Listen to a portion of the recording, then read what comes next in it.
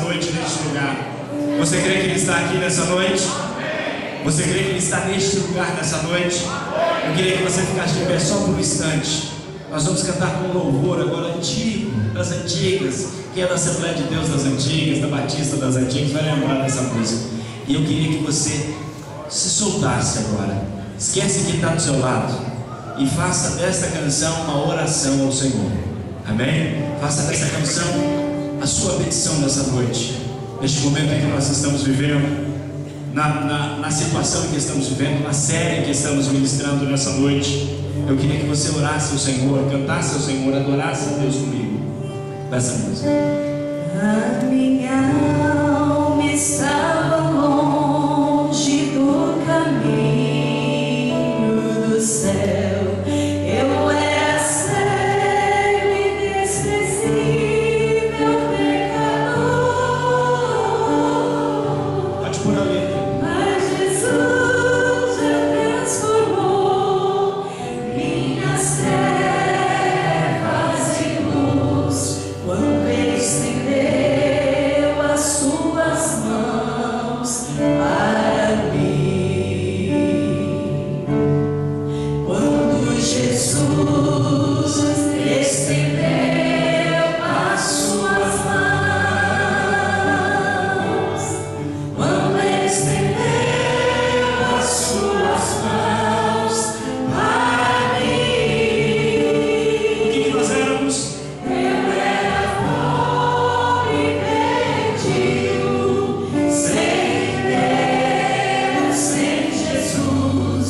Quando Ele estendeu as suas mãos para mim, agora me regozijo desde que eu o aceitei.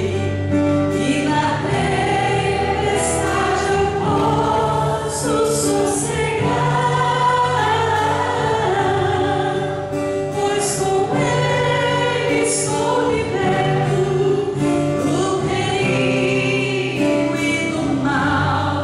Quando Ele estendeu as suas mãos para mim. Se você é grato a Ele, cante nesse momento e diga: Quando Jesus estendeu as suas mãos, quando Ele estendeu as suas mãos para mim,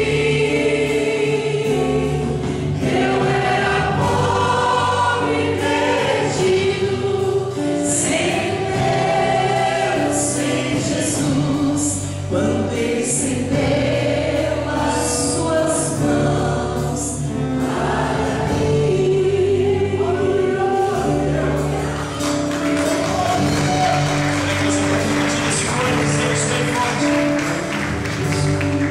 Quando Jesus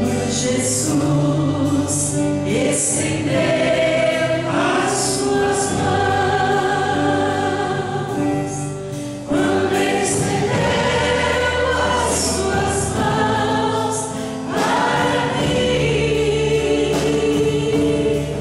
eu era pobre e perdido, sem Deus, sem Jesus.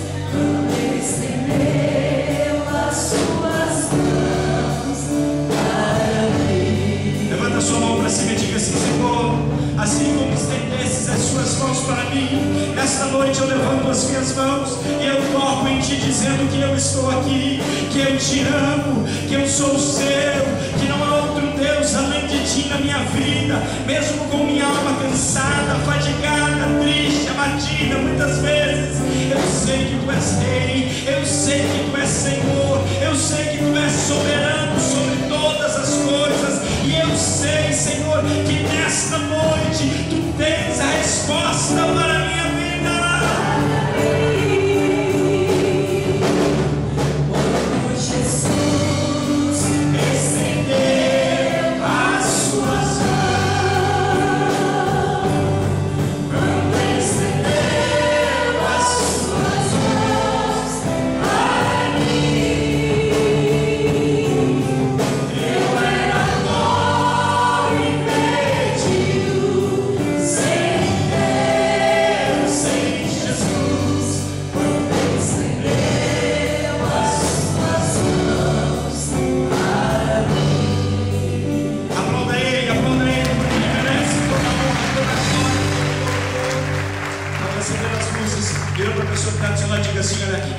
Jesus está aqui nessa noite, neste lugar.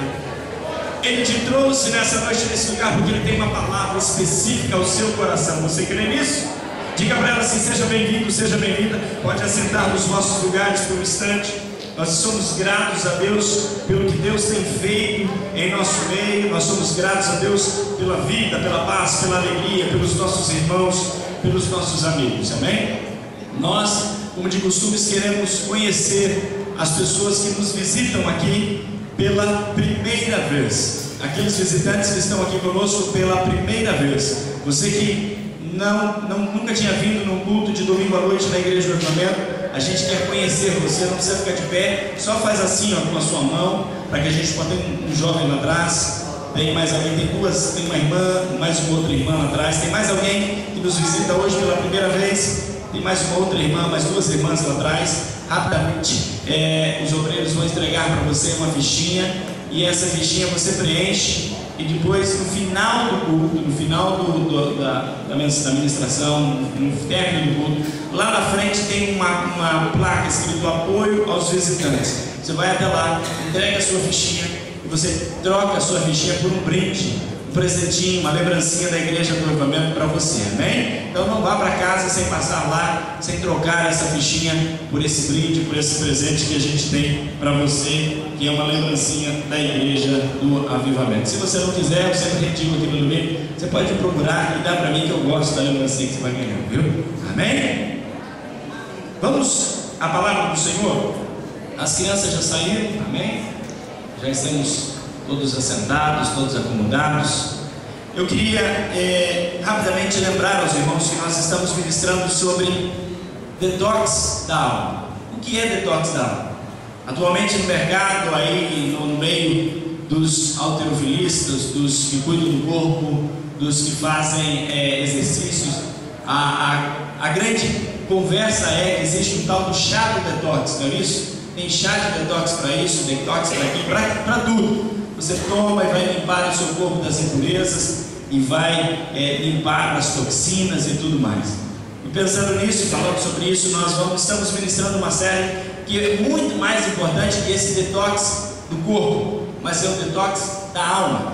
Porque é importante você entender que, sendo você corpo, alma e espírito, corpo, alma e espírito, tudo o que você faz, o que você deixa de fazer, ou como você faz, está intimamente ligado à sua alma, às coisas que você aprendeu, que você viveu. E aí você diz assim: como assim, pastor?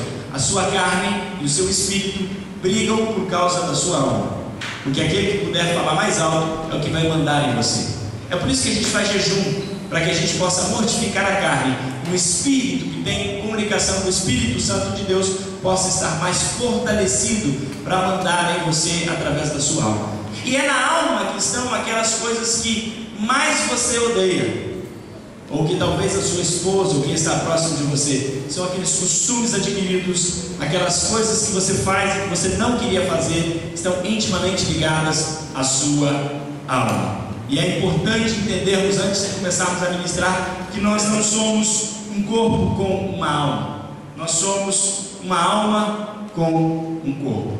Lá no Jardim do Éden, Jesus, Deus, ao formar o homem, a Bíblia diz que Ele soprou nas narinas do homem o espírito de vida. E é naquele momento em que aquele corpo inerte, formado no barro, torna-se então alma vivente, passa a ter um corpo para habitar. Quando morremos, a Bíblia deixa muito clara que o seu corpo morre, mas a sua alma passa para um outro estágio. Passa a estar com o Senhor, se você morreu com Ele, ou passa a estar naquele lugar em que está aguardando o grande julgamento do trono branco, lá no final dos tempos. Eu espero que todos aqui estejam certos com Jesus para entender isso e compreender essas coisas. Temos falado sobre alma amargurada, sobre alma batida, e hoje eu quero ministrar sobre alma torturada. Alma torturada. Eu me lembro que quando na minha infância, pela terceira série, mais ou menos, eu sofri um grande baque na escola. Eu era toquinho, igual o Caleb. O Caleb é pequenininho para a idade dele, e eu era muito pequenininho para a minha idade, tanto que até os meus 14 para 15 anos, eu era menor que a minha irmã Gesiane. Eu era menor de altura do que ela. E eu me lembro que na escola, por ser o menor, e eu praticamente era o menor da turma, eu sempre era escorraçado. Mas eu sempre tinha um jeito que me defendia.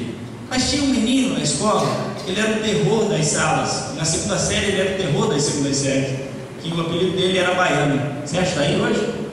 Ah não, né? O apelido dele era Baiano. E todo mundo tinha medo. A gente acordava corredor, a escola era grande, eram 3 andares, 3 pavilhões, Colégio Nossa Senhora das Graças em Irati, Colégio de Freira. E era assim, quando você via que ele ia descer por aquela escada, você cortava para ir pela outra escada, porque você não queria passar perto daquele menino. Ele era o terror da escola. E calhou que na terceira série, adivinha que sala de quem que ele veio estudar? Na verdade ele reprovou, ele continuou na terceira série, e eu passei para a terceira, e na sala de quem que eu caí para estudar? Do Baiano. E aí o terror piorou, sabe por quê? Porque além de eu ser o menor da turma, ele era um ano mais velho. E aí, eu era o saco de pancada da escola. Aquele menino. E eu me lembro que aquilo era horrível, sabe por quê? Porque você estudar nos colégios de freira, sendo filho do pastor, já é ruim. E ainda, pior do que isso, ser o saco de bancada porque você é o menor da turma, é pior ainda. E eu me lembro que tudo que eu pegasse, fizesse, eu comesse, ele vinha e tomava, e era aquela aflição, aquela angústia e aquilo tudo. E eu não sabia o que fazer e como me portar, e isso passou-se alguns meses e eu estava desesperado, e eu já não sabia mais como resolver essa situação. E eu confesso que eu tinha temor e terror de ir para a escola.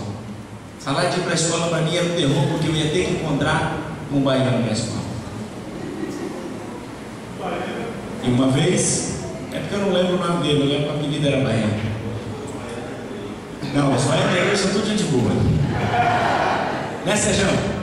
Vai se encontrar um rapaz daquele tamanho ali também na rua assim, é bem complicado. Aí, de repente, passou-se alguns dias, alguns meses, até que um dia eu estava amargurado, não sabia o que fazer. E eu convidei, quando conheci o pastor Gesiel, meu irmão mais velho, ele é 2 anos mais velho que eu. E ele estudava, eu estudava no período da tarde e ele estudava no período da manhã. Eu falei, Gesiel, tem um cara lá que está aumentando e eu preciso resolver essa situação. E aí ele falou para mim, olha, você vai fazer o seguinte, você vai chegar e você vai dar um soco bem no meio da cara dele, e a hora que ele vir correr atrás de você, eu vou aparecer e aí ele não vai te bater mais, nunca mais. Mas eu não tive coragem. Chegou na hora de dar o soco e eu fiquei olhando, mirando, e meu irmão, vai. Meu irmão foi na escola, pulou o muro e ficou lá esperando, vai fazer. Eu não tive coragem. Eu peguei uma caneta dessa, eu corri na direção dele e enfiei a caneta aqui no braço dele. Aí sabe o que aconteceu, né? Eu, Baiano, meu irmão, todo mundo para secretaria da igreja, da escola. Filho de pastor, fura o baiano na escola com uma caneta. E aí minha mãe ficou sabendo, e aí chamaram a mãe dele, os pais dele, e foi resolvido tudo naquela dia. Mas sabe por que me marcou essa história? Porque além de eu ter tomado uma surra da bandida por causa da canetada do menino, ele nunca mais me atormentou. Ele percebeu que eu parei de ter medo dele a partir do momento que eu tinha alguém mais forte do meu lado, alguém que podia me suportar, me dar o suporte, me dar aquela força que você precisa de fora de mim mesmo naquela situação. Agora, eu queria trazer isso para os nossos dias. Você sabia que tem hoje nos nossos dias gente com medo não vou falar mais não, tá? Das circunstâncias da vida que parecem ser terror para você. Agora, o pior medo que você pode ter não é das pessoas, mas o pior medo que você pode ter é dos seus próprios atos. E esse medo está aflorado na Bíblia, está demonstrado na Bíblia de uma forma tão tremenda e tão grande, tão importante, que eu queria ler o texto para você nessa noite. E você vai entender exatamente do que eu estou falando. Eu quero que você coloque o texto para mim. versículo 1 Pedro, capítulo 2, do versículo 11, que diz o seguinte: amados, insisto em que, como estrangeiros e peregrinos do mundo, você se abstenha dos... Vamos lá. Dos... Mais forte. Está todo mundo aqui? Amém. Vamos lá. Você se abstenha dos...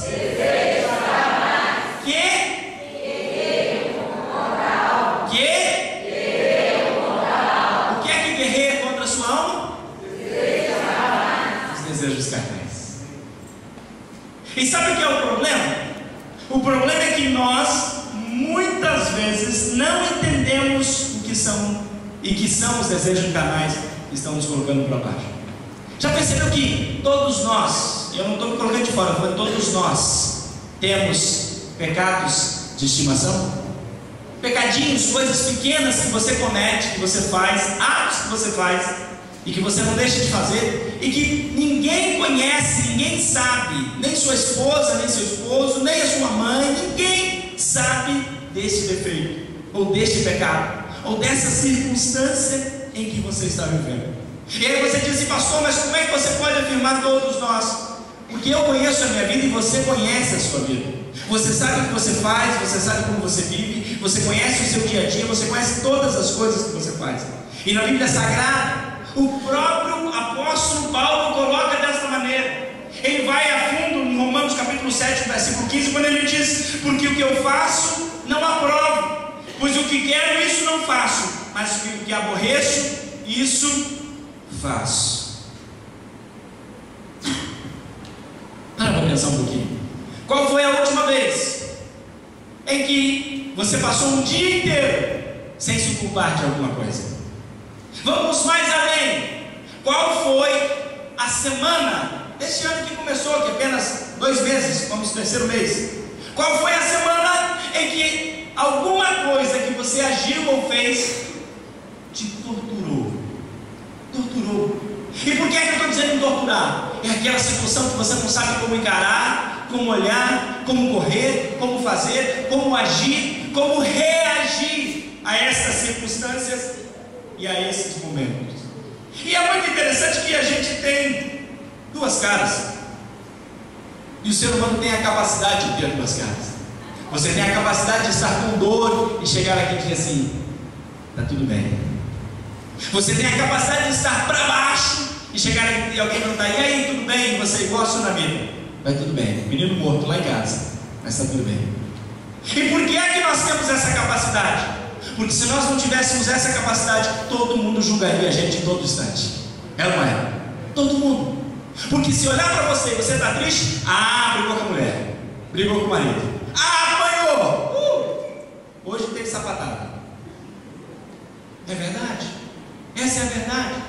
Essa é a realidade. E por que você está falando disso, pastor? Porque muitos de nós colocam a vestimenta de super crente, e aí se impõe como sendo super crente, e de que nada pode lhe atingir, quando na verdade dentro, lá no coração, está machucado, está amargurado, está atormentado, está torturado por coisas e circunstâncias e situações e palavras e tantas coisas que nós temos dentro de nós.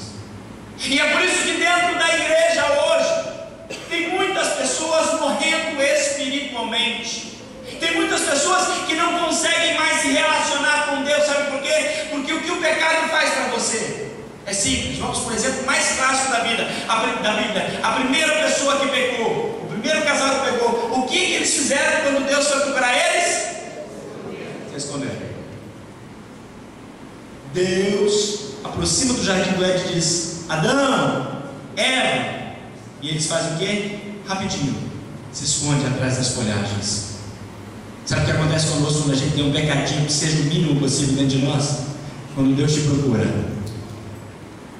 e eu estou falando de uma forma simbólica, não te encontra. Quando Deus te procura, Ele não te acha.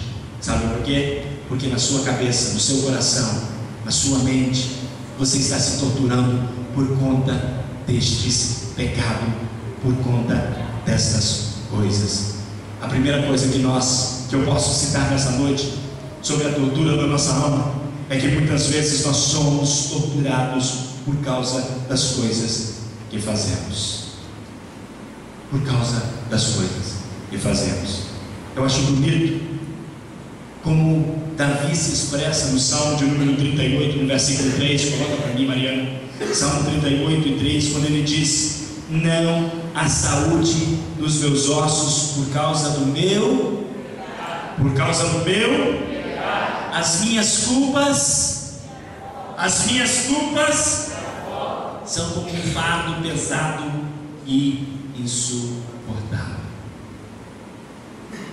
Eu contei para você do baiano, mas eu me lembro de um outro grande problema que eu tive também exatamente nessa terceira série. Eu, não querendo me gabar não, mas eu sempre fui um aluno de 9 e de 10, um aluno de notas boas, e eu não precisava estudar muito, eu não precisava me debruçar muito sobre os livros. E eu me lembro que eu fiz amizade com o menino Rafael, e esse menino falou assim na escola, falou assim: olha, se você vai tão bem, por que é que você faz tarefa? Eu falei: é verdade, né? Por que eu vou fazer tarefa? Se eu vou bem, se eu estudo, se eu presto atenção, não preciso fazer tarefa. E o nome da professora era Marley, eu lembro dela até hoje. Eu disse: você já vai entender por quê. E aí, eu peguei e não fiz a tarefa. E aí eu não fiz a tarefa, e chegou lá na hora, tarefa! Não sei se na época de vocês era assim, você ia lá com o caderninho, apresentava para a professora, ela dava um visto, e aí todo mundo voltava para lá, e não interessava se tinha acertado, você podia escrever qualquer coisa lá que ela aceitava, mas tinha que escrever. E eu não escrevi. E eu levei e falei, e aí não fez. E essa é a primeira oportunidade que eu me lembro que eu precisei mentir. E aí eu inventei uma história. E aí inventei essa história na aula. E ao inventar essa história, eu coloquei inadvertidamente a minha mãe no meio da história. E aí no final daquele dia, no final daquela história,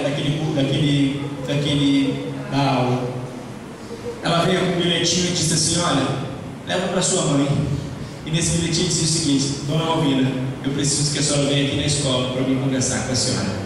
Assinatura da mãe embaixo. Quem faz besteira sempre corre atrás de cobrir besteira.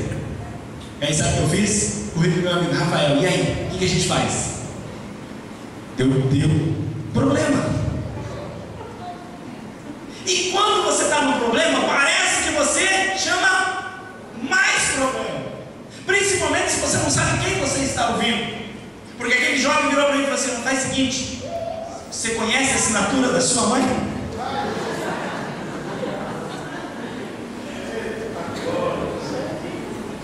Eu falei: conheço, é fácil de fazer, porque ela só tem a primeira série. É bem... Aí, então vamos fazer. E no final da escola, ele foi lá, fiquei fazendo, treinando, eu e ele, até que de repente a gente fez assim. No dia seguinte eu voltei com a dita coisa do papelzinho assinado. Entreguei para o professor. Quando é que ela vem? Ah, ela falou que vai vir, ela vai montar que vir. Mais mentiras. O problema da mentira, sabe o que é? É que uma mentira puxa outra mentira, puxa outra mentira, puxa outra mentira, e você começa a se guiar nas mentiras, porque você não consegue mais. Quem mente não consegue raciocinar, ele não consegue ligar os pontos. E uma hora ele conta uma história, outra hora ele conta outra história. Sabe por que a polícia interroga 5, 6, 8 horas a pessoa? Porque de hora em hora ela repete as perguntas, e a história vai mudando, e ela descobre que está mentindo. E quando ela fala isso, eu falei: beleza, estou livre, tranquilo. Só que eu confesso para você, eu já não conseguia olhar no rosto da minha mãe. Eu não conseguia sentir paz no coração. Eu estava sendo torturado por essa mentira e por essa circunstância. Passados alguns dias, como a minha mãe não apareceu, minha professora não era nada boa, sabia que eu tinha um irmão e uma irmã na mesma escola. O que ela fez? Mandou um bilhete pelo meu irmão, pela minha irmã, para minha mãe. E por que é que eu me lembro dessa mulher até hoje? Porque a minha mãe apareceu na escola, e quando a minha mãe apareceu na escola, sabe quando você fica azul, amarelo, verde, você não sabe o que fazer, na porta da escola. E a professora conversa com ela fora, conversa, aí o tempo vai passando. Eu falei: Jesus, a surra está aumentando, a vara de marmelo está aumentando, a surra está aumentando. E quando eu saí para fora, e ela disse: Zé, vem cá. Saí para fora, minha mãe estava lá chorando, e eu já não sabia mais o que fazer. Porque aquela mulher, ela só faltou me bater na frente da minha mãe, quando ela descobriu a verdade. Ela pegou para minhas orelhas, a professora pegou para minhas orelhas, levantava e dizia assim: olha, nunca mais faça isso. E se tivesse só sido a orelha, teria sido muito bom. Mas eu tive uma vara de marmelo em casa esperando quando eu cheguei. E tive as pernas roxas por muitos dias depois daquilo. Mas foi uma lição para a minha vida. Mas por algumas semanas eu fiquei com a alma torturada, com a alma triste. A pergunta que eu quero fazer para você nessa noite é: o que é que te tortura? E eu tenho que ser muito franco, eu tenho que ser muito objetivo, porque eu sou pastor dessa igreja. O que é que tem tirado a sua paz?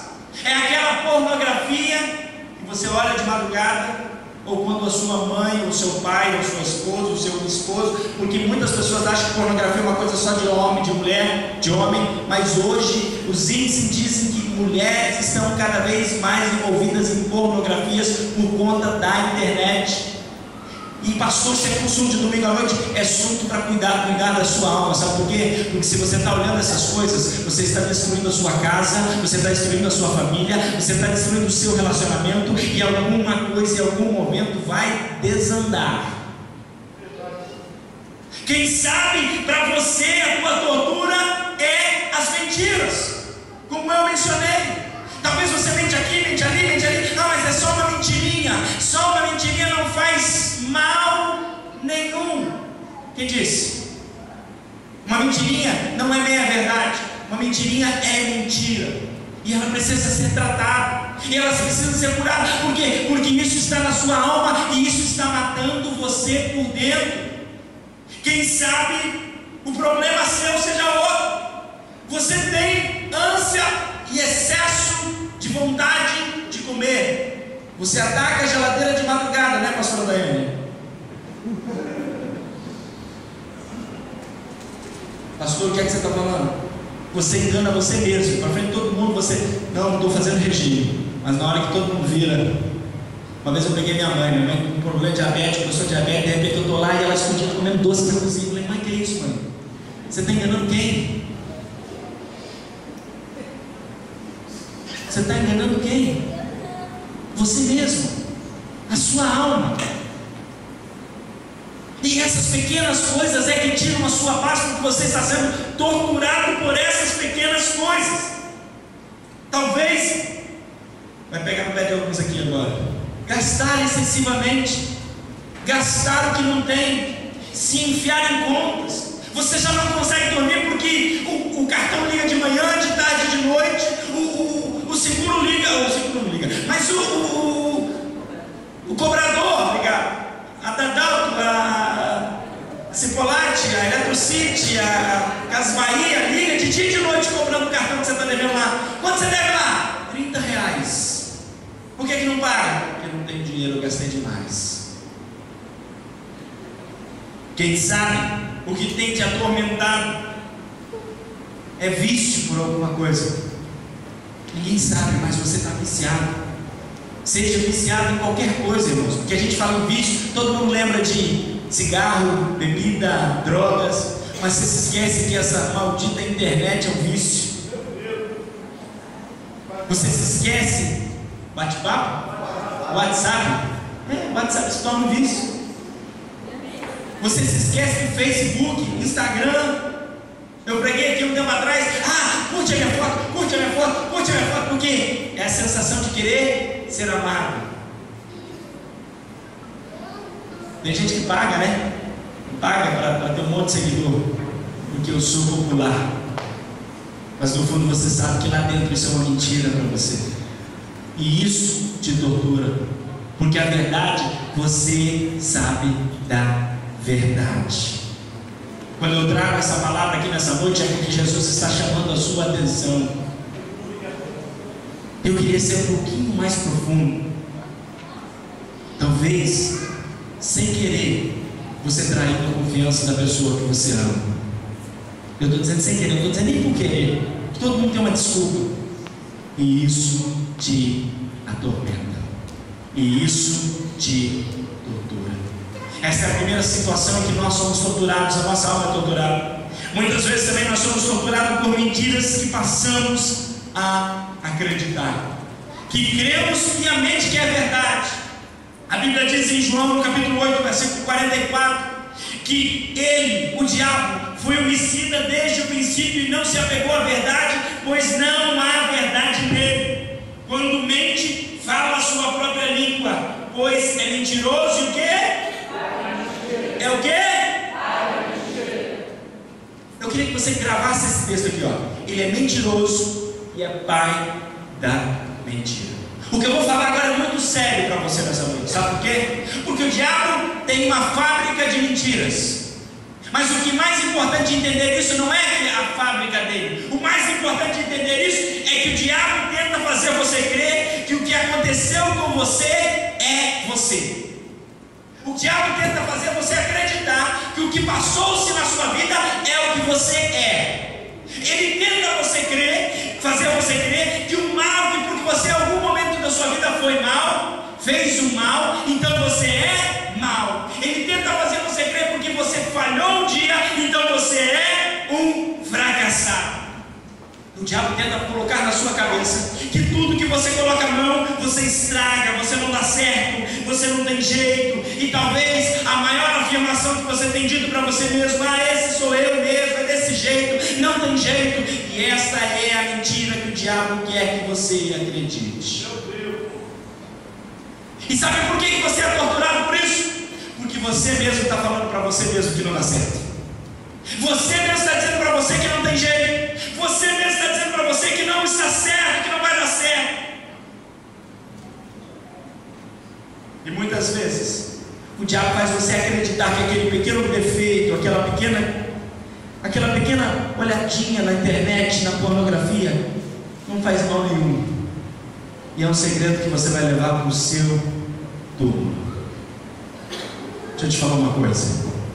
Aquilo pode destruir a sua vida. E o diabo sabe disso. Talvez a mentira que o diabo tenta colocar no seu coração é: se a minha família souber, se os meus amigos souber, se os irmãos da igreja, olha, eu sou crente, eu sou. Se alguém souber disso, do meu defeito, ninguém mais vai gostar de mim.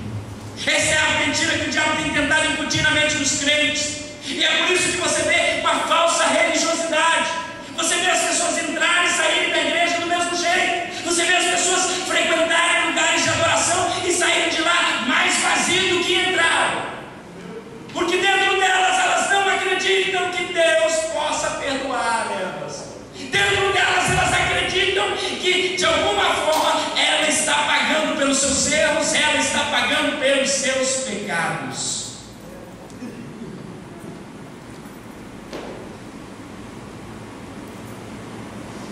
Pergunta dessa noite é: o que fazer quando eu estou numa situação dessa, pastor?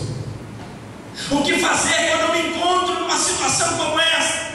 Eu não quero mais viver uma mentira, eu não quero mais viver desse jeito, eu não quero mais fazer dessa maneira.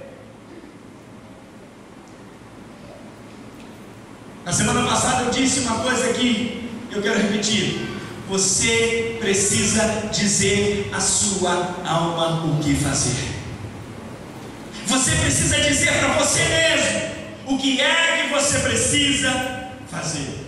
A primeira coisa que você precisa falar para você mesmo é melhor confessar os meus pecados do que escondê-los.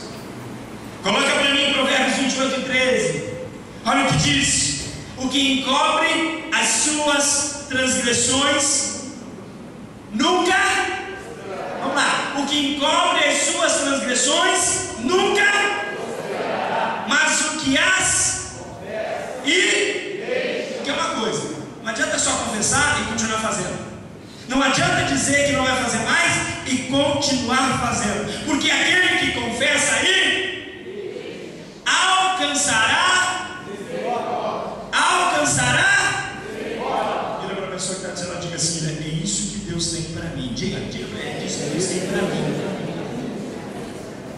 O que é que você está pregando, pastor?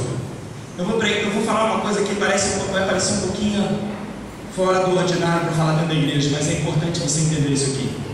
Quando você come uma comida estragada, o que é que o seu corpo faz?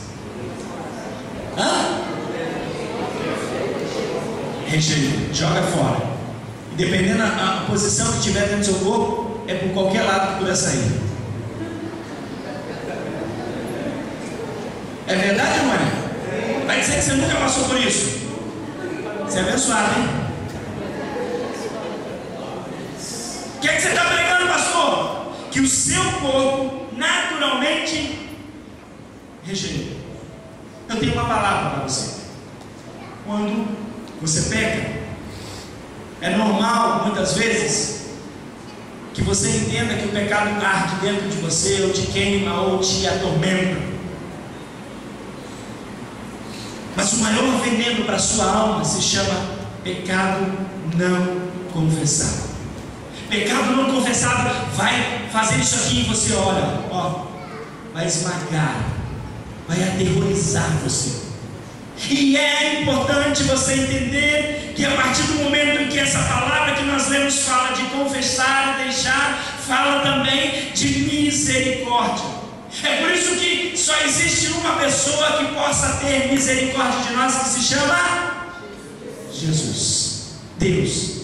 Quando você entender isso, você precisa entender que a primeira pessoa que você tem que pensar quando você está num problema, uma dificuldade, é que nós precisamos confessar a Deus. Por quê, pastor? Pelo perdão dos nossos pecados. A Bíblia diz em 1 João capítulo 1, põe para mim, no versículo 9 diz assim: se confessarmos os nossos pecados, Ele, quem? É fiel e justo para os nossos e nos de toda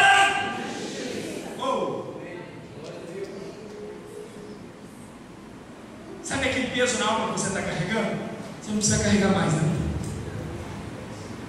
Ele é fiel e justo, o texto diz, para nos perdoar dos nossos pecados e nos...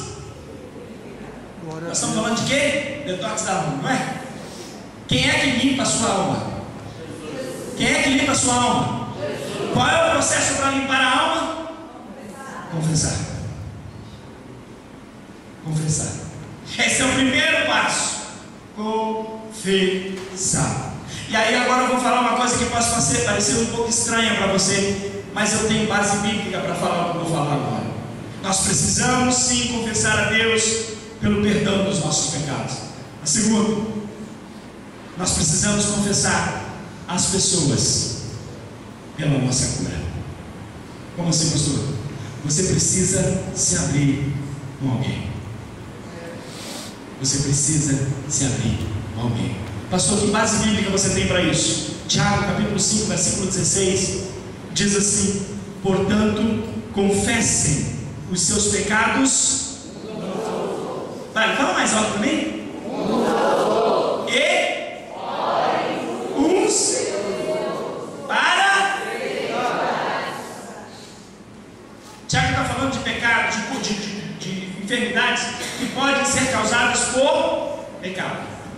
Tiago está falando que em muitos momentos, muitas circunstâncias, nós precisamos confessar uns aos outros. Eu não estou dizendo que você tem que vir ao pastor e dizer: ah, não, talvez o seu pecado foi contra a sua casa, a sua família. Aí presta atenção aqui. Eu quero que você não saia daqui dizendo que o pastor falou que tem que confessar e que tal. Não, olha só. Você não tem que dizer tudo a todos. Presta atenção. Você não tem que dizer tudo a todos, mas você tem que dizer algo a alguém. Quem é que você confia? Quem é que você confia para abrir o seu coração e dizer: olha, eu tenho um problema. Quando dá de madrugada, eu saio do meu quarto, vou para a sala de computador, eu entro lá, eu entro na internet, eu navego e eu vejo coisas que não é para mim. Alguém sabe? Olha, eu tenho um problema. Tem uma mulher, um rapaz no meu trabalho e que está de olho em mim e eu tenho dado bola para ele ou para ela, mas eu sou casado. É um pecado de estimação. Sabe por que é de estimação? Mulheres, presta atenção, hoje é dia internacional da mulher. A mulher precisa de autoafirmação muitas vezes. E o diabo sabe disso. Aí o diabo sabe o que ele faz? Ele pega aquele bonitão, fortão, lá do trabalho, e ele começa a dar em cima de você. E o seu marido já desleixou, já criou uma barriguinha. E aí você olha para o seu marido, olha para aquele rapaz, e você diz: não, eu não vou pecar. Mas é tão bom ver ele olhar para mim que eu vou olhar para ele também. Minha alma fica tão boa. Só que aí quando você chega na sua casa, o que acontece? Seu coração fica pesado. E você não consegue mais amar, olhar e admirar o seu marido como você sempre admirava. Sabe por quê? Porque o diabo começa a colocar na sua cabeça: olha lá, o bonitão está te dando bola, você está podendo, hein? Se você largar o seu marido e for viver com o bonitão, na primeira oportunidade ele te dá um pé na bunda. E você fica sem o bonitão e sem o maridão. Eu estou falando mentira? Eu estou falando exatamente a verdade. Exatamente a verdade. E por que você está falando isso, pastor? Porque muitas vezes as pessoas têm medo de mexer em feridas. E essa ferida que está dentro da igreja, muitas vezes. Você nunca caiu, você nunca traiu, você nunca pecou, você nunca fez nada disso, mas você tem dado corda. Deixa eu te dizer uma coisa. A Bíblia diz uma palavra sobre isso. A Bíblia diz: resistir ao... Que é isso? Quando o bonitão chega e diz: sai para lá, diabo. Não precisa falar na cara dele, não, mas faz isso. Irmão, eu falei para as irmãs, eu quero falar para o irmão também. Faz a mesma coisa. Faz a mesma coisa. Jovem, aquela moça bonita, toda sarada, está te dando bola por quê? Será que o diabo não está arrumando alguma coisa para te enviar? Presta atenção, fica atento. Por quê? Porque a sua vida espiritual e o seu relacionamento com Deus estão aí marcados. Toda vez que alguém me procura e diz: pastor, eu estou prestes a te dizer uma coisa que eu nunca falei para ninguém antes. Você sabia que eu fico alegre? E você diz: pastor, por que você gosta de fofoca? Não, porque é naquele momento que vai ser o dia mais difícil da vida daquela pessoa, mas vai ser também o melhor dia daquela pessoa. Sabe por quê? Porque quando nós confessamos um pecado, sabe o que acontece? A gente tira de nós o peso. Tira de nós o peso. Vem cá, Éder, vou exemplificar isso para você, você nunca mais vai esquecer.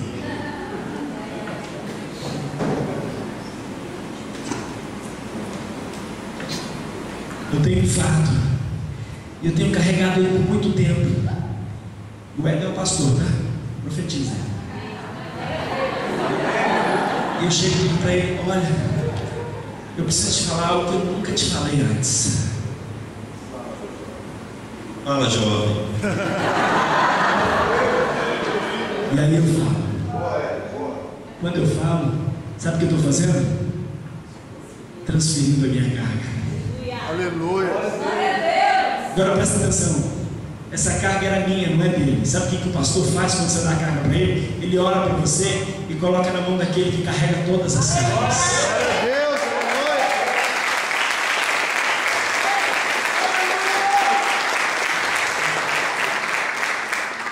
Obrigado. Não precisa ligar não, depois a gente liga. Sabe o que é isso? É entender, é compreender que Deus está aliviando a sua tortura. Você consegue entender isso nessa noite? Você consegue entender isso nessa noite? Lembra, na infância, quando você teve que confessar algo para alguém? Lembra?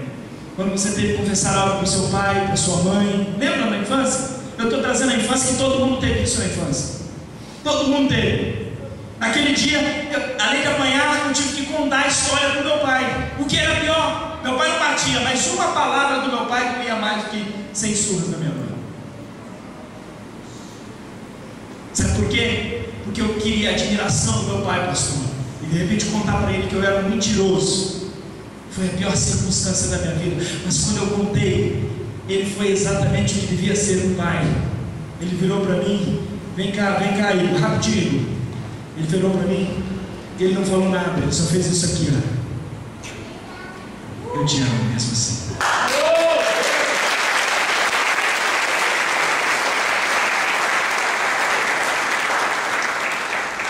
apesar de você errar, apesar de você falhar, eu ainda te amo e vou continuar te amando. Mas o ato de confessar, bem Gabriel, não precisa chorar não, tá? Mas o ato de confessar, de abrir o coração, você está exatamente mostrando a marca da maturidade. Que é isso, pastor? A marca da maturidade é um intervalo de tempo entre o seu pecado e a sua confissão. Quanto mais maduro você for, mais rápido você corre para os braços do Pai para confessar os seus problemas. Quanto mais imaturo você é, mais você tenta esconder e se esconder e dizer que nada vai dar certo. Agora eu tenho uma verdade para você. Quando você faz isso, que eu coloquei aqui nessa noite, a palavra de 1 Coríntios, no capítulo 10, no versículo 3, vezes 13, vem sobre a sua vida. Olha o que Paulo diz à igreja: não sobreveio sobre vocês tentação que não fosse, me ajuda a pregar, comum aos homens. E fala mais forte: Deus é fiel, e Ele não permitirá que vocês sejam tentados além do que? Além do que? Mas quando forem tentados, Ele o que? Providenciará levanta a mão, Senhor.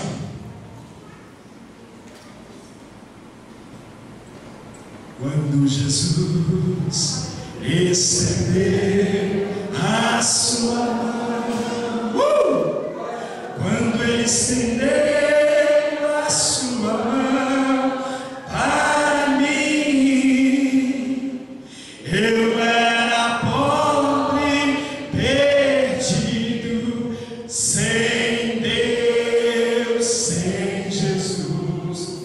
Quando Ele estendeu a sua mão para mim, sempre tem uma saída com Jesus. A Bíblia diz que Cristo vos liberta de todo fardo, de toda angústia, de toda tristeza, de toda aflição. Só Ele pode te suportar. Se você crê nisso, aplaude a Ele, porque Ele merece toda a honra, toda a glória e todo o louvor.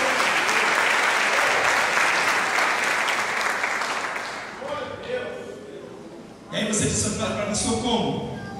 Sempre tem uma saída. Galera, ganhou um videogame do irmão. Aí eu comecei a jogar com ele. Alguém se lembra do Street Fighter? Tem um jogador do Street Fighter, eu não sabia, o Caleb me ensinou, ele com 5 anos me ensinou, que quando ele está em apuros, ele aperta um botão e sabe o que acontece? O jogador fica invisível, você não consegue mais bloquear, ele some dali e vai para outro lugar. É uma técnica que tem para ele se esconder, para ele sair. E aí aquilo ali, eu estava jogando com ele ontem, aquilo ali eu vi, aquilo, eu falei, nossa, que legal, dá na mensagem. Pastor, tudo que vem, dá na mensagem. E aí, sabe o que o Espírito Santo Deus falou no meu coração? Quando você está no meio da luta, pode subir, mano. Quando você está no meio da tormenta, no meio da circunstância, no meio do problema, no meio da dificuldade, e quando você não sabe mais o que fazer, você faz exatamente isso aqui, ó. Eu não sei mais o que fazer. Eu não tenho mais o que fazer. Isso aqui se chama botão de escape com Deus. Sabe por quê? A Bíblia diz: clama a mim e responder-te-ei e anunciar-te-ei coisas grandes e firmes que não sabe. Sabe o que é isso? É bater aquele botão e dizer: Deus, eu estou com problema. E aí a Bíblia diz que Deus vem com uma asa e com seus anjos sobre a sua vida. E a Bíblia diz que Ele te protege e te livra de toda circunstância, de todo problema, de toda dificuldade, de tudo que você pode imaginar. Ele te torna invisível para o inimigo e te coloca num lugar diferente, porque Ele é o seu Deus. Coloque-se de pé nesse momento, glória ao Senhor.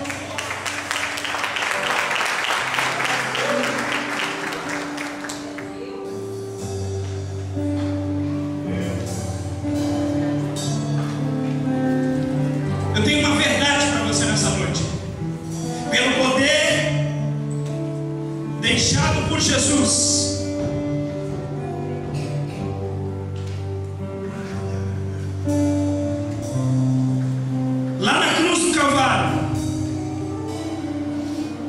Você pode parar de beber, você pode parar de pecar, você pode parar de mentir, você pode parar de ver pornografia, você pode fazer todas essas coisas. Sabe o que está sendo essa série nessa igreja? Uma limpeza na alma das pessoas. Falei com os obreiros, nós estamos preparando, porque a descida do Espírito Santo sobre esse lugar vai ser tão tremendo que as pessoas têm que estar puras, têm que estar se purificando diante de Deus. Eu queria que você curvasse a sua cabeça, como eu tenho feito nas últimas 2 vezes que eu ministrei sobre detox da alma. Eu vou pedir um silêncio agora. Eu quero que você fale com Deus. Eu quero que você fale com Deus. Você clame a Ele, você diga a Ele. Pode ser baixinho. Talvez você precisa confessar a Ele neste momento os seus delitos, as suas dificuldades, os seus problemas. Você pode fazer isso agora. Você pode falar com Ele. Você pode dizer: Senhor, me perdoa, me perdoa, me perdoa. A minha alma estava longe do caminho do céu. Eu era cego e desprezível pecador, mas Jesus já transformou minhas trevas em luz, quando Ele estendeu a sua mão para mim. Quando Jesus estendeu a sua mão, quando Ele estendeu as suas mãos para mim,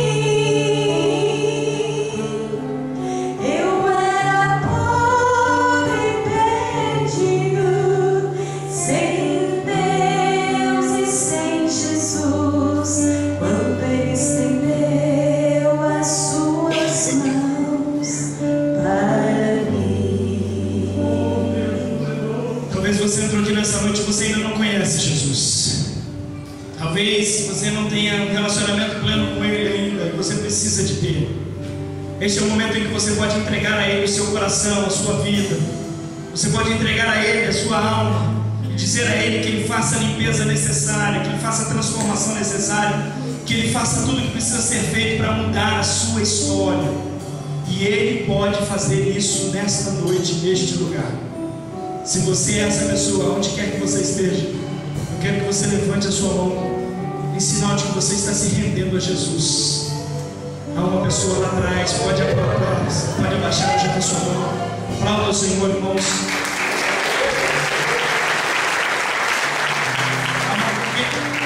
Há mais alguém aqui nessa noite que quer entregar a sua vida para Jesus? Deus te chamou para um propósito. Há uma segunda pessoa, pode abaixar, eu já vi a sua mão também.